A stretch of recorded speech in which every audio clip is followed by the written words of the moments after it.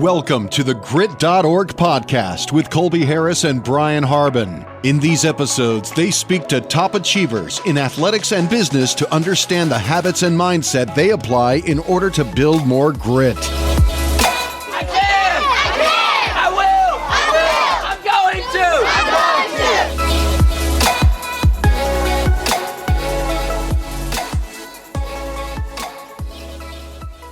Welcome back to the Grit.org podcast. My name's Colby Harris. Alongside me, as always, is Mr. Brian Harbin, and we're here with today's guest, Conner Furu. Conner, thank you so much for joining us today. Appreciate coming out. Absolutely. So, born in Olympia, Washington, Conner found a passion for sports at an early age, but football truly stole his heart. When his parents divorced when he was just 8 years old, he found his happy place on the field as it was somewhere he could focus his mind, build self-confidence, and release some built-up aggression he typically had to suppress. As he grew up, Conner started to make a name for himself in football. From middle school to high school, Conner excelled at the running back position and knew he wanted to play at the collegiate level one day.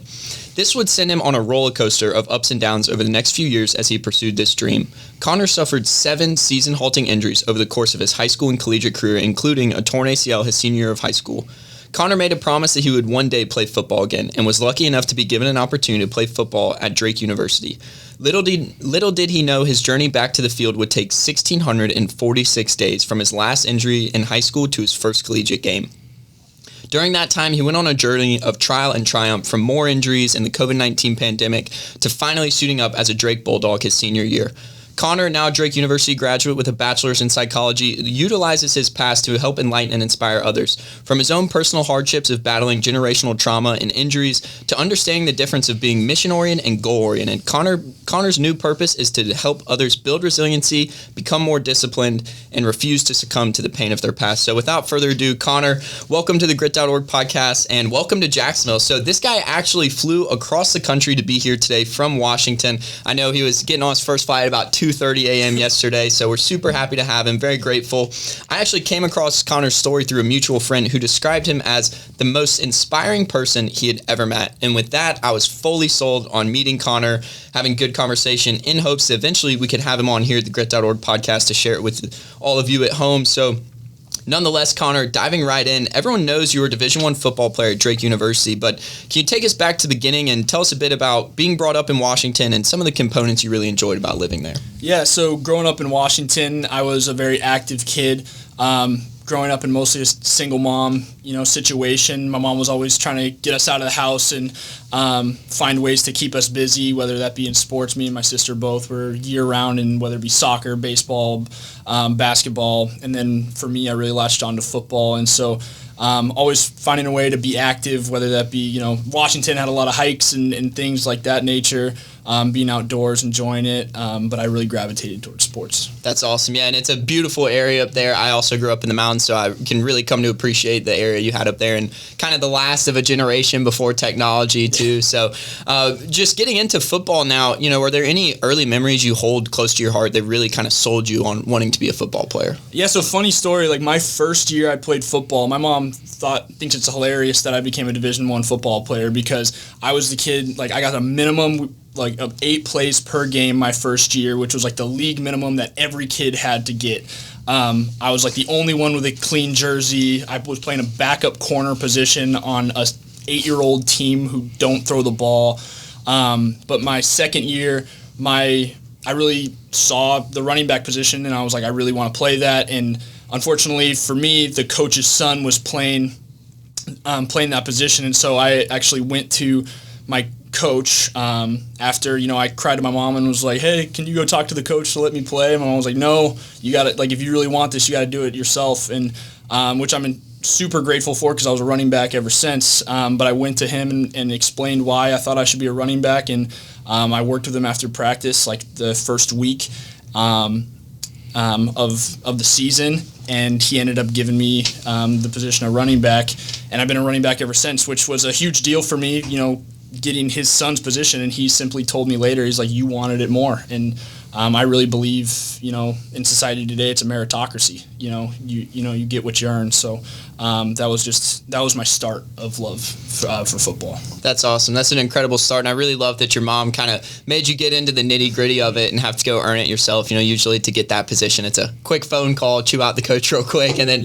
you move right into it. But as mentioned, football was really an outlet for you and a place you could release some of that built-up aggression. And funny enough, when I moved to Florida, I was in a similar position with my parents. I tried football and was terrible. That aggression was useless to me on the field, so I couldn't really apply it. And as you were growing up playing football and utilizing your aggression to really excel on the field, how did that kind of work for you? Or, did you feel some sort of pressure to really perform?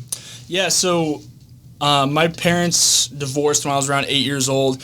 My father has dealt with alcoholism and is currently suffering from it. My uncle died of liver failure and alcoholism. And if you really look at my family history, alcoholism and substance abuse has spanned almost a century. And so during that time, I was told that I was not worth my name by my father and that I should change it multiple times, countless times throughout my childhood. And when I started finding my worth and I found out I was good at football and getting recognition from, external sources, I started throwing myself into this because whenever I would have a good game and I would have to go over to my dad's house with my sister, it would kind of distract him from his reality and it would give him something to talk about and deflect his anger, or at least postpone it until we were gone. And so in my mind, I was protecting me and my sister by having good games and excelling, which was actually detrimental to me later on. It was like if I didn't have a good game, I felt like it was on me, the things that we had to go through. And so that was when I really found my worth, is because I was like, this is one way for me to, get recognition and find my worth, but also I need to protect me and my sister during that time. And so that was, the start of my work ethic and things of, and my, love and passion for the game, because that was my only outlet I had, because my mom I didn't want to go to my mom with issues with my dad because, she had already dealt with them, and I didn't want to bring her back in as she divorced him, and I didn't want to involve her in that. And I didn't feel like I had any other person to go to, me and my sister being at a young age, and so that was my outlet. So, yeah. Yeah, that's awesome. And sure enough, by middle school, you were a standout performer. And just as you said, getting that recognition throughout your town, everyone knew, who's this Conner guy? Really starting to make your way up. So this was really enjoyable for you. And you've started to feel that worth, just as you described, getting that recognition. But it was in middle school, 8th grade year, that you suffered your first of 7 injuries to come over the next 7 years. And I can imagine that was very hard for you to overcome as a young and up-and-coming athlete. Little did you know what would come over the next course of the few years as well. But what was it like to overcome those first few injuries during your early years of middle school and high school? I mean, it was super tough, because for one, I was not able to do the thing I put all my value in.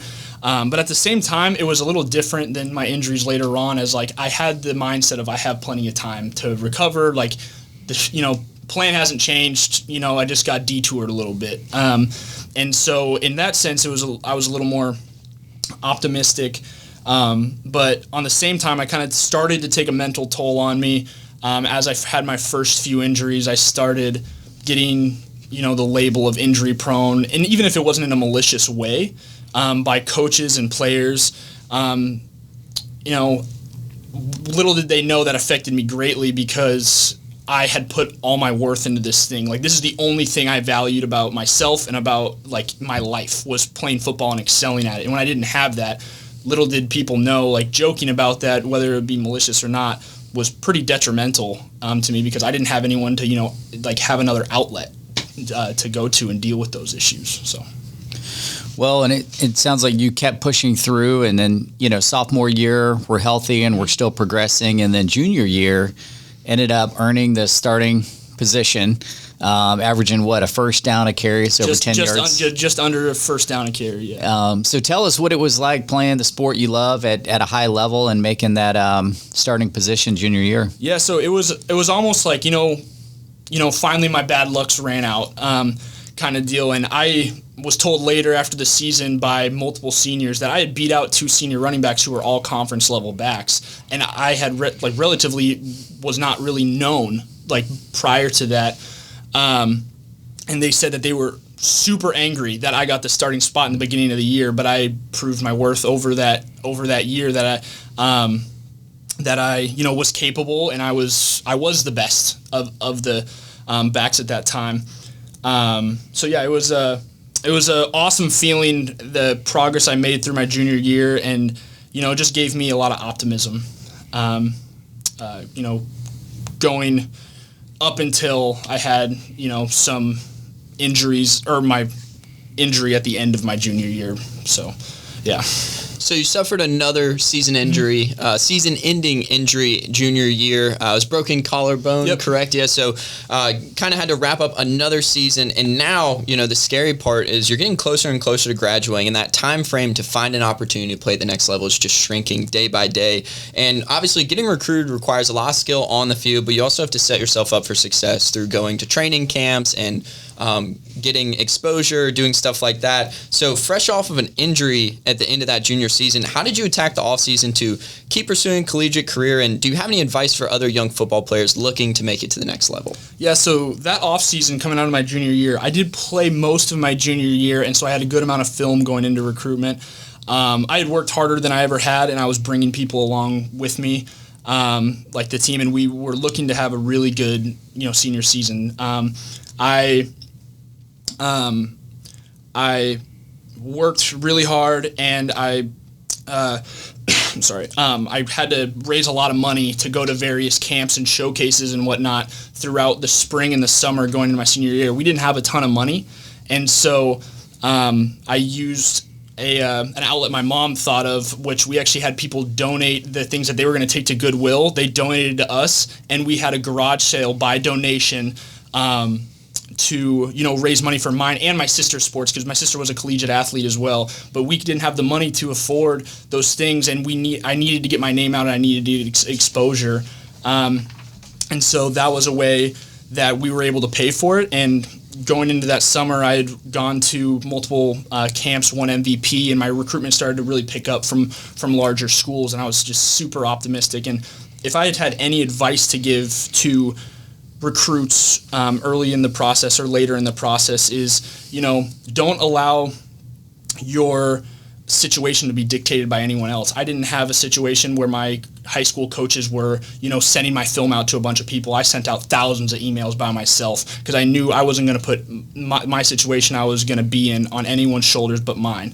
And then also going where you're valued. Ultimately, that's where I made my decision. I felt like that was the best fit for me. Don't necessarily go where, other people might want you to go. Go where you feel like you have the most room to grow and where you're valued the most. Yeah, that's great. I think that's amazing advice for anyone looking to go play somewhere, and just knowing that, your coaches have your back, your teammates have your back, the administration of the school has your back. I think that's a huge thing to success in the collegiate level and high school level as well. Really, any program needs good backing where you can feel that value, like you're an asset. So your persistence definitely paid off as you start getting recruited by multiple schools and honestly had a lot of eyes on you. So can you tell us more about your mindset coming into your senior season and how everything unfolded from there? Yeah, so going into my senior season, I was in the best shape of my life. I was set to be one of the top backs in the state, and we actually had a younger running back come in where we were slotted to probably be one of the best backfields in the entire state of Washington, if not the best backfield. Through the first 4 games of the season, I think between me and him, we had 1,600 yards rushing and led the entire Western Washington region in rushing as like an entire offense. But then the 5th game of my senior year, I was having the best game of my life. I had like 180 yards by halftime. I had a couple touchdowns. We were blowing this team out, and I was set to have like a career day, basically. And then I did an outside zone play. I planted my foot to make a cut, and I just felt a pop in my knee, which ended up being a torn ACL, unfortunately. And from there on, like, schools dropped me left and right because they had known about my injuries prior, and other injuries were just like bone things where like just bone things, but like they heal a lot easier than ligaments do, and there's less of a concern. And so from there, like all the thing I put all my worth in, like I started feeling zero value from the schools that I thought were going to be potential destinations for me later on, which basically just went like radio silence from those schools when they found out. But yeah, from there on out, after I tore my ACL, I made a promise to my coach as well as my family that they were going to see me play again. And to that point, that was the biggest promise I'd ever made in my life. And based on my situation with, my family history and things like that, I set a goal to, be the best version of myself every day. And I knew if I didn't give my all to this promise, which will be a continued trend, that I wouldn't be the spouse, I wouldn't be the man, I wouldn't be the father, like the eventual father I aspire to be, if I didn't know in my heart I gave it all. And so I intended to keep that. And so that was the start of, my issues at, post high school as I eventually picked a school and then had to rehab and whatnot. But yeah.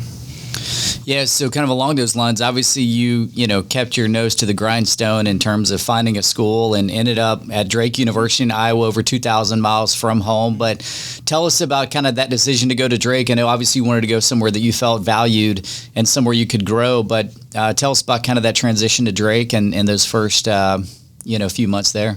Yeah, and so I was at the tail end of my rehab for my first ACL surgery. I was feeling good. I was super optimistic, like it was a fresh start. I believed I was going to redshirt my freshman year as I, was still recovering. And I got to about the second month of the semester, and I had finally got cleared to play. I believe it was in later October.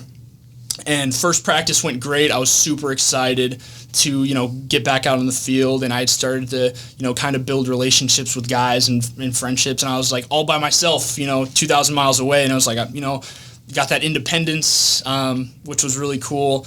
And then the second practice I had, it was literally almost the same exact situation as my senior year, a same exact play. It was just an outside zone play and just a jog through kind of scenario, and I ended up re-tearing that same ACL in a very basic way. It was nothing, I didn't get hit. It wasn't anything crazy.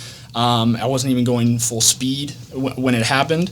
And so when I found out later on that I tore my ACL, I had to, was a dark time because, like I said, I'd been building relationships, but I hadn't really, ingrained myself there. And so I did not want to be at Drake at all after that. I wanted to go home and, be in my comfort zone. But for some reason, something told me, this isn't it. I spent many hours, nights crying because over my career, because I knew I wasn't going to give up.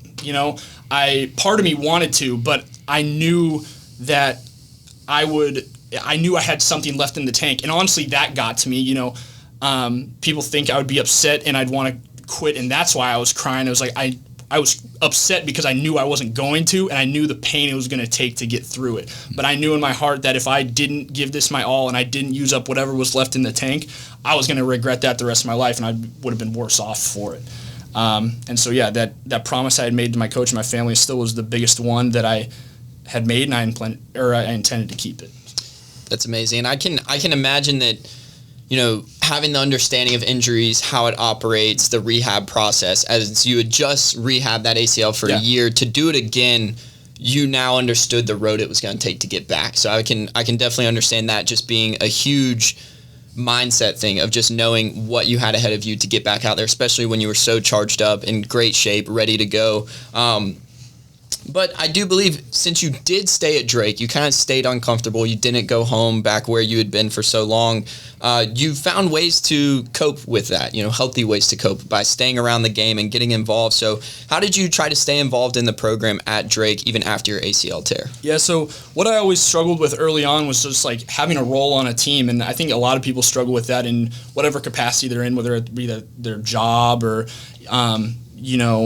whatever it might be. It's like, what is my role? Like, do I have one? And like, finding your value in that. And so I found my role in being the hardest worker on the team, and I have 100 guys that can vouch for that with no promise of any outcome, because I found my role being that if I worked as hard as possible, I gave no one else a reason not to. And I would, they didn't have a reason that they weren't to be working hard, because if I was, then what's my excuse? And so that's where I really found my role. And something like that I had to deal with was we used to have student filmers for our practices, but we ran out and didn't have anyone to do it. So I actually spent a lot of time filming practice, and not, being down with my teammates, watching my soon-to-be best friends do what I love, and just not being able to do it myself. And so to stay involved with the game, I would literally like take mental pictures of like what they were doing at practice, every drill, every rep, everything. And then after practice, after I got done filming, everyone had gone inside, I would replay the entire practice outside until the lights went out. I remember one senior who actually talked about it in his senior speech when I was a freshman. Like, he was, just drying off after a shower like an hour and a half after practice, and I had came in and I was, drenched in sweat and had just basically put myself through a whole practice. But, that whole idea of no one really cares, what your situation is.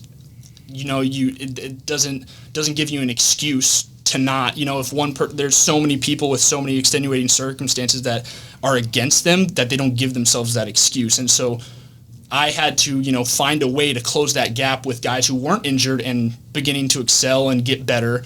And with me not being able to practice, I needed to find every edge I could to close that gap, and make my team better in the end. So. Well, and what a powerful statement in terms of just how you were able to influence your team by not even being on the field. And that's such a huge takeaway for somebody that, maybe it's not an injury, but maybe they're just, not quite starting yet, but a way that they can totally influence their team. And so even in the off season, though, you found a way to give back. So tell us about Campus to Community and kind of how that started and what that was all about. Yeah, I was literally showering after practice one day, and this idea just came in my head. So like 4th of July week was the one week where Division I kind of got off as a break. And I always went back home any chance I could, being so far away, and I only got to go home a couple times. And so I contacted a bunch of guys I grew up playing with and I know played college football who were from the Olympia, Seattle kind of area, and said, hey, we're all going to be back probably, this time. Would you guys be willing to put on this free camp for kids? Because I went back and I saw some of the youth fields that were just like empty, plain.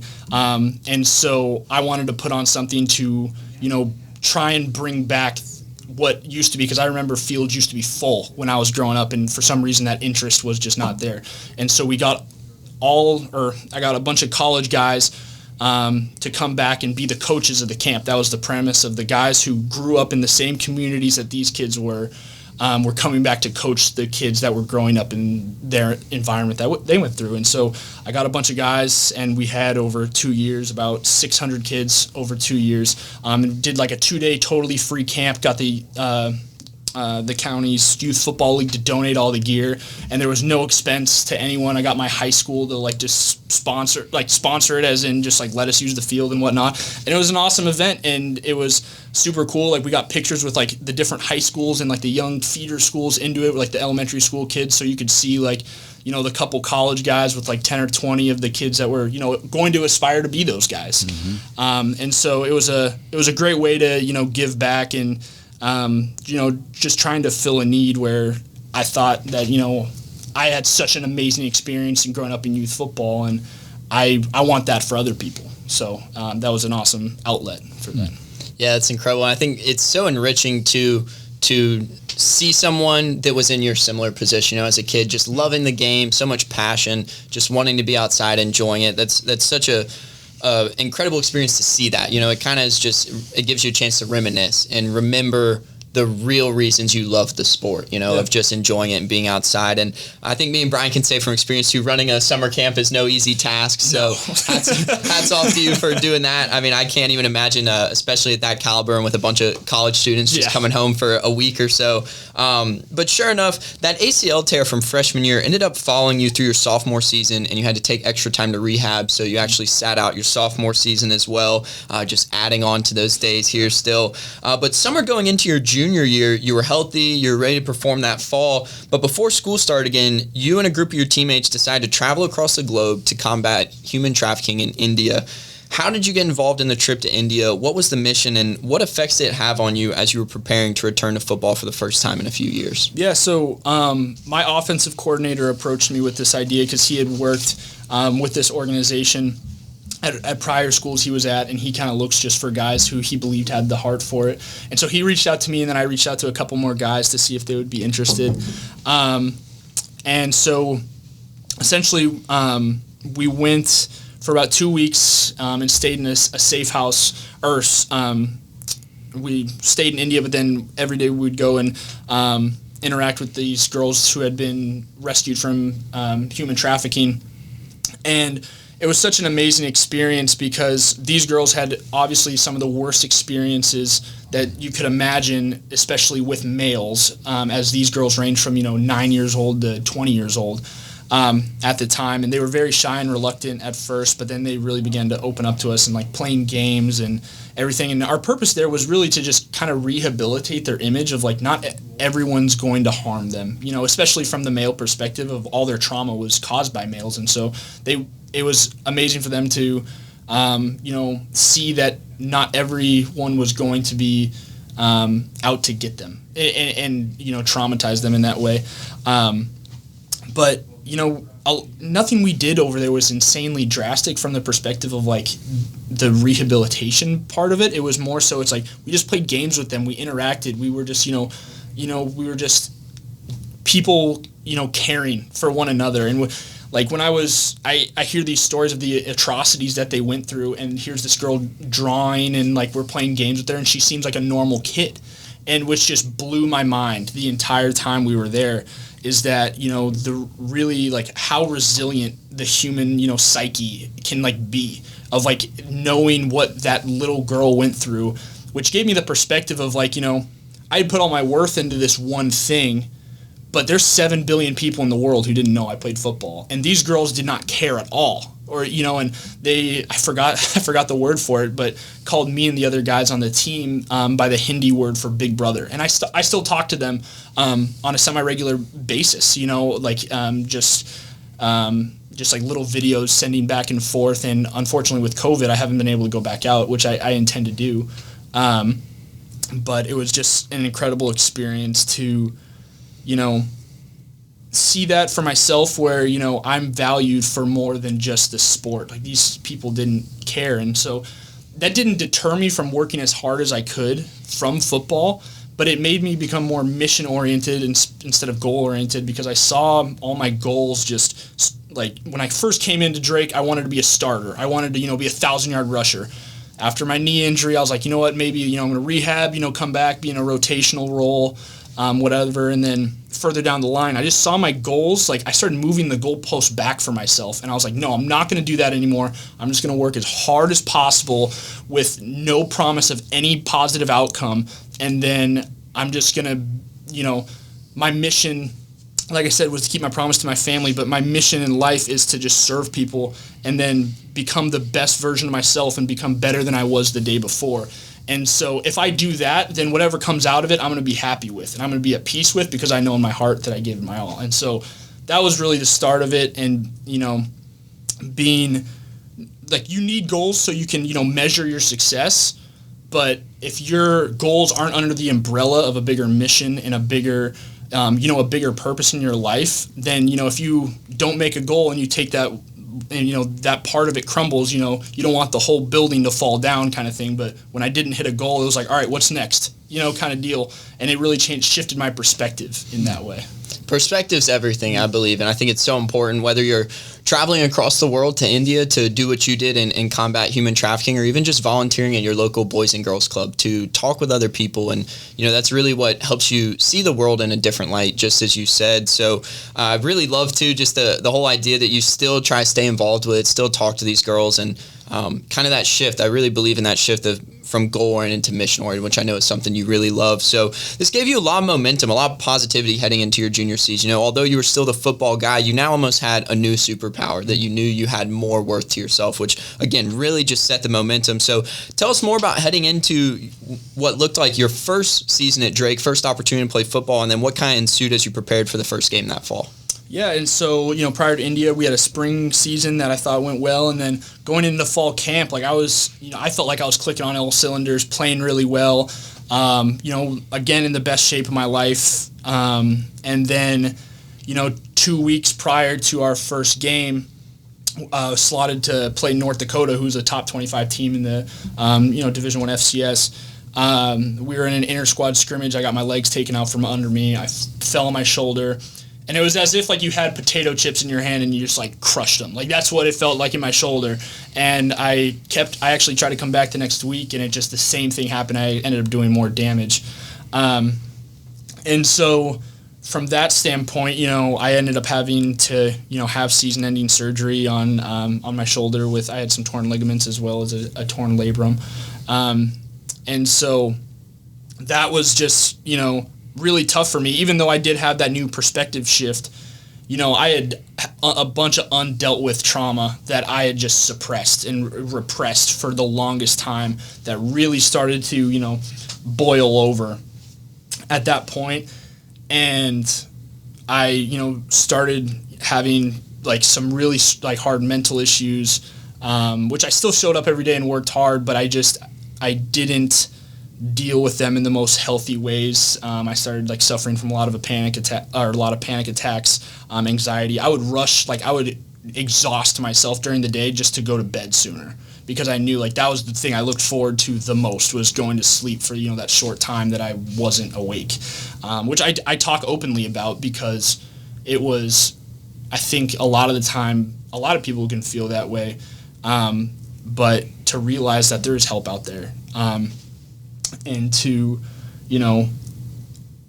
really take, the resources that are there for you to your advantage, because, there are people that really care about you. And luckily I had that perspective of, there's 7 billion people in the world who don't know that I play football, but, that compounded repression of my trauma really got to me in those times. So. Yeah, and so that's your 6th injury at this point, and still yet to suit up, for a collegiate football game. I know you mentioned some of the things that mentally you were kind of starting to get frustrated. I guess, what were some of the ways that you dealt with that? I know you mentioned trying to get more sleep, but what were some things you felt like kind of helped keep you on track? Yeah, so I went to my our head trainer, Angie Dahl, who was essentially my second mom, being 2,000 miles away. And I had gone to her, and I was in really rough shape, just psychologically, and people could tell. I had, there was times I didn't speak for a really long time, for weeks, in meetings and stuff, and people started to kind of worry about it. And I went to talk to her, and she was basically I'm not qualified to help, but, got me in contact with a sports psychologist. And, it ended up not working out with that psychologist, but it allowed me to not repress any of my things anymore. It made me, allow myself to open up and, know that it's okay to not be okay, and reach out and find help. And during that time, I just felt totally alone, prior to, trying to find help and whatnot. And there's one story I really want to share, is that the power of what empathy can do in a team environment. There was one day I was just really struggling, and I was almost about to go into our head coach's office and quit. This was the closest I'd ever got to just hanging him up and saying I'm done. It was after a workout. I was just sitting in my locker, and then just having a tough day. I think people could tell, and just kind of just letting me be. I was one of the last people in the locker room, and as I'm walking out, D lineman, captain, one of the best football players I'd played with, his name's Gavin Deneen. I was walking out, and he said, "Hey, Conner, like, are you okay?" And it was more of just like a casual, like, "Hey, how's it?" Not, "Are you okay?" But he's like, "Hey, how you doing?" kind of thing. And I said, "Good." And then he like stopped me, and he was like, "No, are you okay?" And I just started crying, and I like rushed out. And it wasn't tears of like, I wasn't sad. I was so happy that someone actually had reached out, and like in that moment I was like, I'm valued on this team. Like there is a role for me here, and people value me here. And so I really got to, allowed myself to build the relationships that I needed in my life at that time, because I dreamed of having 100-yard rushing games at Drake. I dreamed of, having these exceptional seasons, like I said, 100-yard rushing games. But I had on my team 100 now friends and relationships that were going to last a lifetime. And I think that, I am a man of faith, and I believe that, all the things I was praying for were the wrong things. I didn't, all the prayers I was praying for weren't answered, but all the prayers I should have been praying for were. And I think, having those friendships and relationships and getting to travel the world. I went to Drake for a reason to, we're the most diverse conference, like, geographically. And so I was like, oh, this is going to be awesome. Like, I get to, travel to different places in the country. I also traveled to Beijing my freshman year as we played the first Division I football game on Chinese soil. I didn't because I was recovering from injury. But, like, I looked back and I was like, it was almost ironic. Like, all the prayers I should have been praying for were answered. So, that was, having that family environment and building all those relationships that really are going to last a lifetime. Yeah, well, you know what they say. Thank God for unanswered prayers, right? And I think really having that good support system is so key to overcoming any adversity. And something that has always stood out to me when it comes to mental health is, or really any circumstance, whether you want to become a better player or a better employee or feel better or change the way you look, it's impossible to help someone that doesn't want to help themselves. Yeah. And I think that's where a lot of people find themselves, and sounds like that's kind of where you were at for a period of time. But you, just as you said, you were getting new perspective. You really feel like you were valued on the team.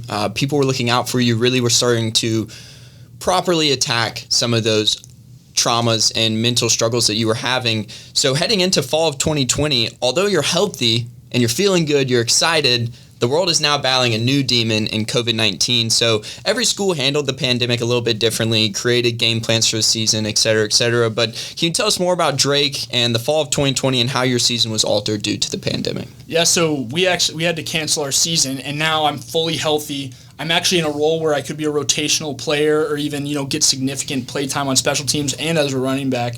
And now something totally out of my control is stopping me from playing. And so that was just like, I just felt beat down at that point. I'm like, I've done everything I can, and now something totally out of my control, is keeping me from doing that. And my strength coach, Ryan Martin, came to me one day after I was talking to him and just, angry about it. And he was like, go write on a piece of paper everything you can control and then everything you can't control, and then just cross out the uncontrollables. But we ended, and which helped me because I was like, you know what? Like that whole mindset of I'm going to work as hard as I can with no promise of any outcome.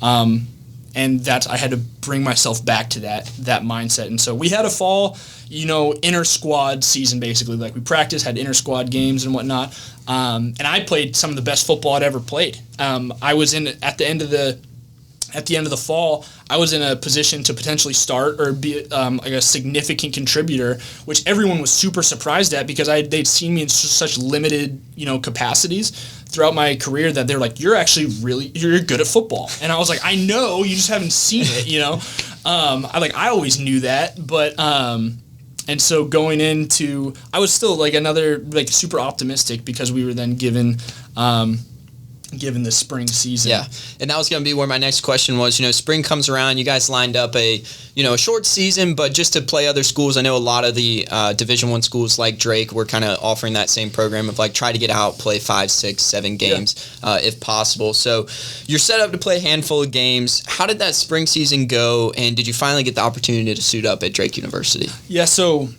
right before our first game, it was the week prior to we were playing University of San Diego. We had an inter-squad scrimmage, and I ended up actually dislocating my thumb and then doing some damage to muscles in my hand, where I actually had to sit out the first 3 games of our spring season, which we didn't know if I was going to be able to play or not, like at first, but luckily I was.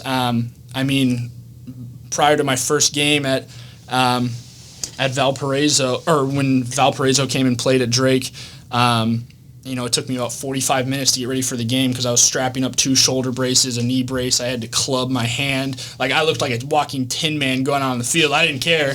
But I didn't end up getting to play running back because of I having to essentially club my hand. But I found myself in a special teams role, which I excelled at. And in my first game versus Valparaiso, we were given hammers for the guys who have like the biggest hits of the game, and I had 2 nominations that game. And I was remembering I was on the punt coverage team, and where I'm going down to cover a punt, and I go and make a solo tackle on the punt returner, which was nothing crazy, but it was a solo tackle. And I looked back at the sideline, and everyone's going ballistic, like so excited for me. Like, the stands don't know why, like that's such a big deal.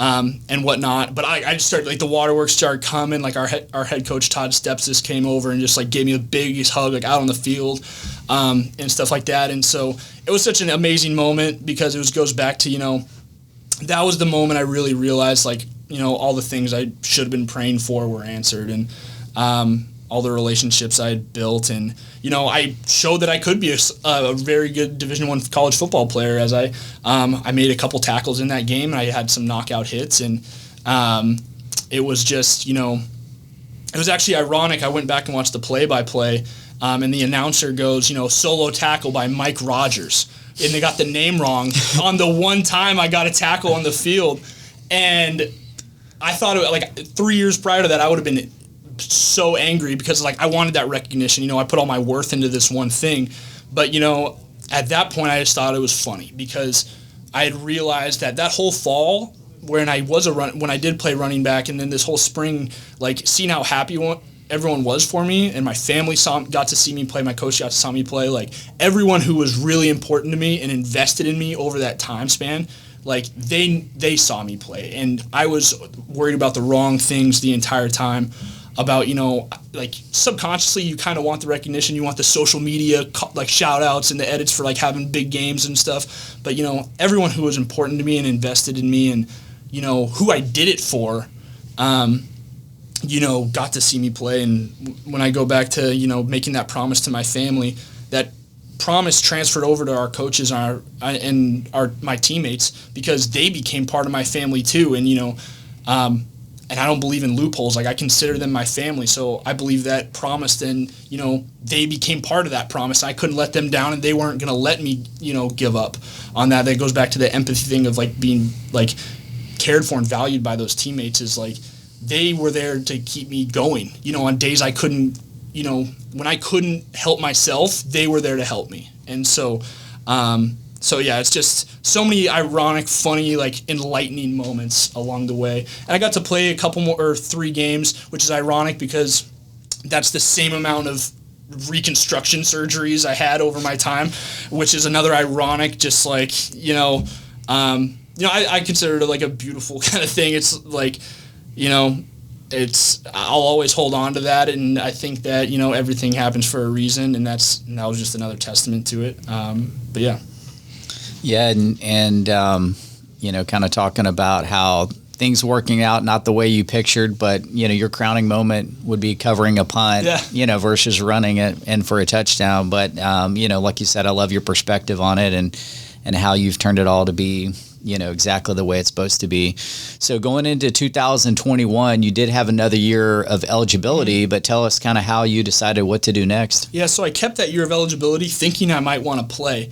But after the spring season, after that like final game of the spring season, that moment when I talked to you guys about, how I cried because I had more left in the tank. I cried because I knew I had more to give, and I knew the work it was going to take to get there. But then at that moment, like most guys are really sad after their last game, but I was just like, I was at peace with everything. It was like after my shoulder surgery, I remember calling my mom like super upset, crying, and the only words I could get out of my mouth were, "I'm tired."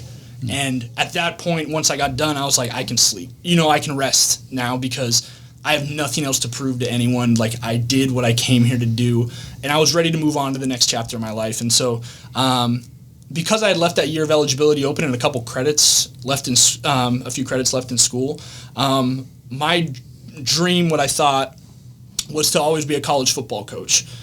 Because my coaches were like my father figures growing up, and I wanted to be that for someone else. And so I asked our coach if I could, join the staff, and he had opened up a position as an offensive assistant, and so I worked with running backs as well as special teams, and I did that throughout the fall, and I loved doing it. But at the same time, from a football side of things, I was I was an assistant coach assisting the, offense coordinator and other position coaches.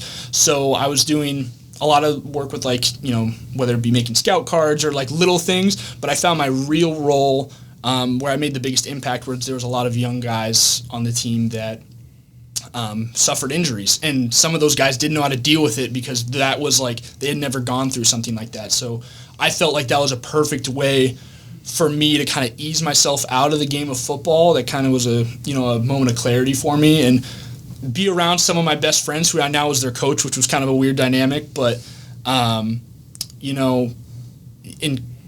instill what I'd learned into these young guys who are now dealing with injuries and stuff. And I remember one particular story of a kid who ended up tearing his ACL, and he did not know what to do, and I just basically told him that he thought it was funny at first, and we talk about it now, but I told him, dude, I don't feel bad for you. I empathize with you, but I have no sympathy, because I don't believe in sympathy being from the perspective of I had a lot of people come up to me saying, "Oh, I'm so sorry for you," which never did me any good. It just reinforced the idea that I was in a terrible place, and so I said, I've never, where I was coming from when I said I don't feel sorry for you is that because I seen a bunch of guys come back from major injuries, and I said, if you give yourself, if you allow yourself to work as hard as possible and get through this rehab, I've never seen someone come out worse. And I'm not talking about from a football perspective, but just in life in general, building that work ethic. And I said, in a weird way, I don't feel bad for you, because if you put everything I know you can into it, you're going to be much better off because of this. And so I'm sorry about the way you have to learn this lesson, but it's something that it's going to be so valuable to you. And so something I learned through that, and then and just dealing with other guys, is I was able to instill the lessons I had learned through my adversity, and kind of allow myself to get into other forms of way I could help people. Yeah. And it sounds like it was very impactful for the other players and you as well. You were still wrapping up school as well. So you really had to push yourself day in, day out to perform on the field, coaching, as well as in the classroom, trying to get into the gym yourself.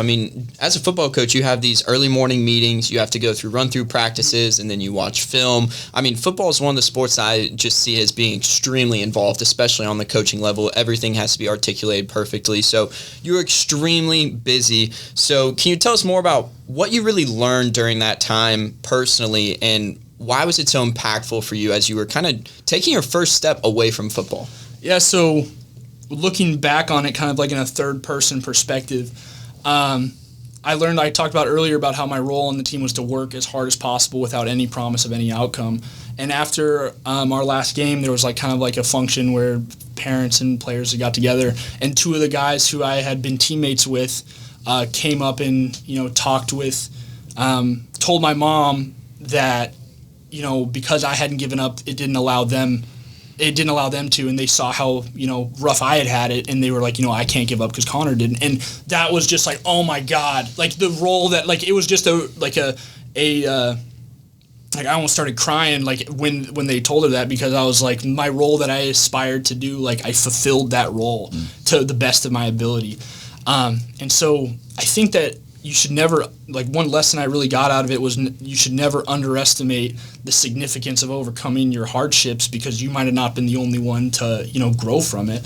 And there was two things I had on my locker every day, my time at Drake. There was something I wrote, my my senior year, I was grateful for the opportunities I'm given and motivated by the ones I'm not. And then I had Romans 5:3-4, which is not only so, but we glory in our sufferings because suffering produces perseverance, perseverance, character, and character, hope. And that hope part of it was like I was able to give those guys hope because I didn't give up. And that's something that I speak on a lot. And then also it allowed me overcoming all those struggles to, know that I can overcome, whatever some life throws at me, with my family's history of substance abuse and things like that. I truly believe that you either become your history or become the reason that your history is never repeated. And for me, that was just another point for me. It's like, I'm going to day in and day out become the best version of myself, or at least aspire to become the best version of myself. And I have the wherewithal to, overcome any struggles.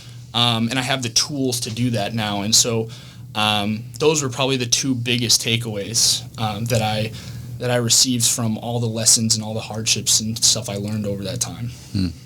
And it sounds like you were totally at peace, after, probably 12 years of your life all about, football.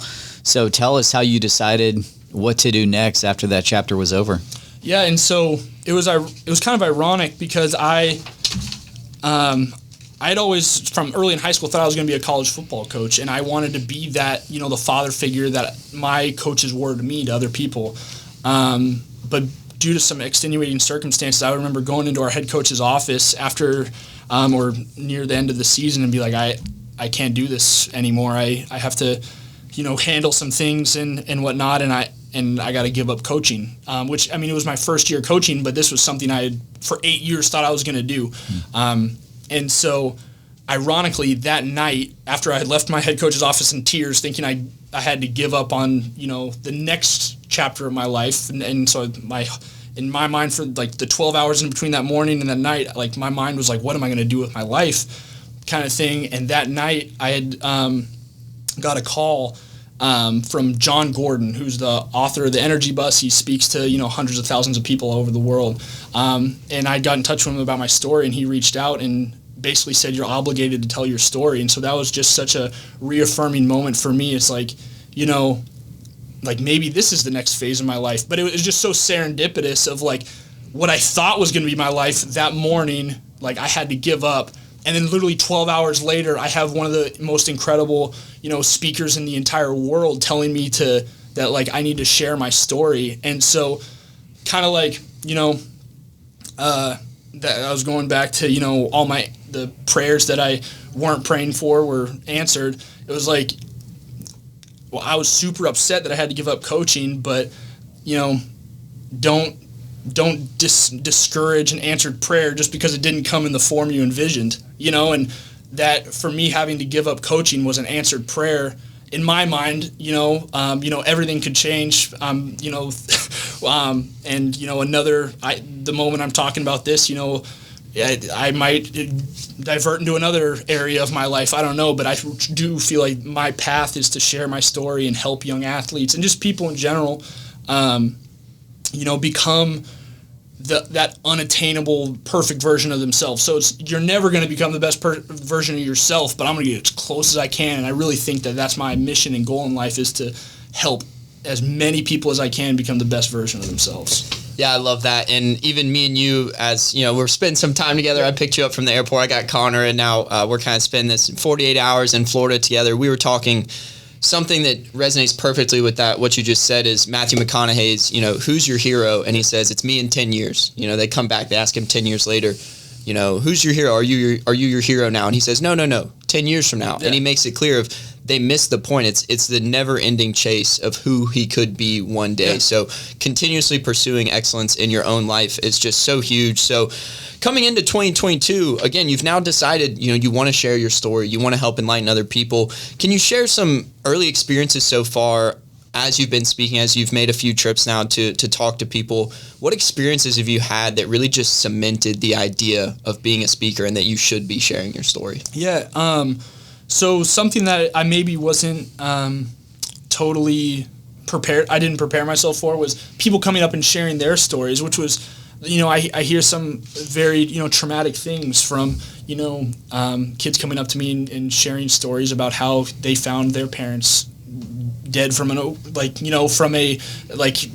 it be substance abuse or something, or they're dealing with some mental health issue, crying to me, in which I wasn't necessarily prepared for, but that was another reaffirming thing for me. It's clearly my story resonates with people, and these kids are coming to me in these instances trying to seek help, and it's not like I believe I'm some guru, because I was unprepared and I didn't have answers, and I gave the best advice that I could. But everyone has a story, and everyone has things going on behind the scenes that you have no idea about.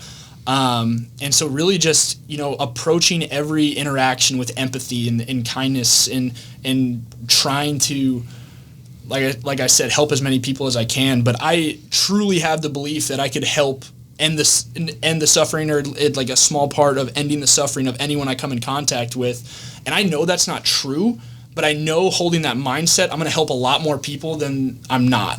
And so it's kind of like a pragmatic approach to it of I know I'm not going to be able to help everybody, but it's going to, the same thing about not getting, or being the best version of yourself in 10 years. I'm going to get as close as I can, and I think I can help the most people with that mindset. And so, just connecting with people and realizing that everyone has a story is the biggest takeaway I've had of it. And I think, if you go into every interaction you have, whether it be in a supermarket or, in a relationship or anything, if you're just talking to random people, if you have that common ground of, empathy and wanting the best for that person, it's just makes such rich relationships that I value so much, and have got to make some awesome connections with people as I've started speaking to high schools and stuff like that. Yeah, I love that. And I think the part about everyone has a story is so huge. And I think that even puts you in the same hot seat in that situation of, I came across you in a miraculous way from a buddy in Florida who's now at Drake University. Again, same thing, who described you as the most inspiring person he'd ever met. And what I find really cool about that is you only played 3 games in college. Yeah. You didn't necessarily have the craziest stats. And Drake isn't necessarily a Georgia or Alabama. But what's so cool about it is here you are telling this amazing story that can inspire so many people, and has now led you on this path of, making it your mission to try to help people. So that's what really caught my eye about your story, and what I loved as the phone calls that we've had up to this point is just the respect you have for other people, the empathy you have for other people. I mean, everything all in all, it just aligns so well with what we're doing here and what Brian has really started. So I knew you were a perfect person to loop in here. And nonetheless, I'm just super grateful that you came on with us today to share your story. And it's already impacted me just getting to know you. So I'm super excited for other young athletes to hear your story, especially people battling with trauma, battling injuries, anything of that nature. So again, really grateful that we were able to have you here today. Before we wrap up, just one last question for you, Conner, as we ask all our guests this question. What part of the Grit Creed resonates most with you, and why? Yeah, I mean, it's kind of going to go back to that Matthew McConaughey thing. The first part of your guys' Grit Creed is, I'm someday going to be what I'm now becoming. And I believe of that every day of every week of every month of every year, I'm going to aspire to be the best version of myself. And some days I'm not going to live up to that standard. But one thing that has, resonated with me is, as I begin to speak with, young athletes and high schoolers, is that, we had a workout today and things, and I still push myself physically and mentally, whether it be, I'm an avid reader and things like that. I'm trying to, in every, portion of my life, get better and excel. And I'm never going to attain that, but I'm going to get as close as I can. And so I just loved that, version of that,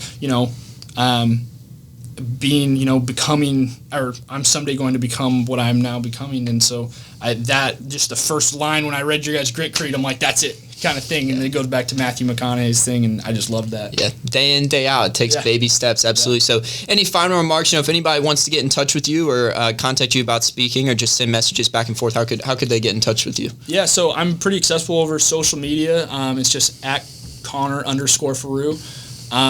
More than willing to reach out to, I tell this to any high school I talk to or any group, is that if 99% of what I say or goes over everyone's head, but that 1% sticks with one person, it's worth it to me. So whether it be if you wanted me to speak, or maybe you just you're a coach on a team and you're having a kid who's struggling, I'm more than willing to reach out, because like I said, my mission is to serve people, and If I can do that in any way possible, whether it be coming to speak to your team or just speak to one of your players, I'm up for it. So. Yeah, that's amazing. Make any impact, small or huge. Yeah. So nonetheless, thank you, Conner. That's a wrap for the Grit.org podcast today. Please check out our other episodes. Leave us a comment. Tell us something you enjoyed about Conner's story. Please share it with someone you think it would resonate with or impact.